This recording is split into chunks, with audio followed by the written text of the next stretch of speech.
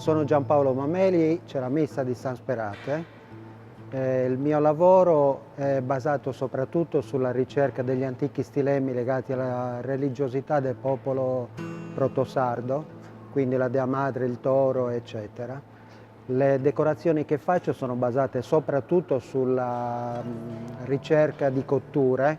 quindi faccio la tecnica del bucchero, il raku, la riflessatura in terzo fuoco. Mi piace molto lavorare sulle campiture, soprattutto per quanto riguarda il bucchero, giocare alternando le zone di luce con le zone più vibranti, quindi uso molto lo stralucido e sono convinto che nel nero ci siano tante sfumature diverse, quindi mi piace giocare con questi effetti.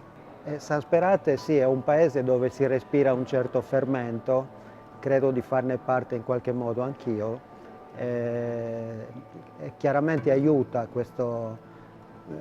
come dire, questa contaminazione reciproca, in qualche modo favorisce la voglia di creatività e lo spingersi ogni volta sempre un po' più avanti.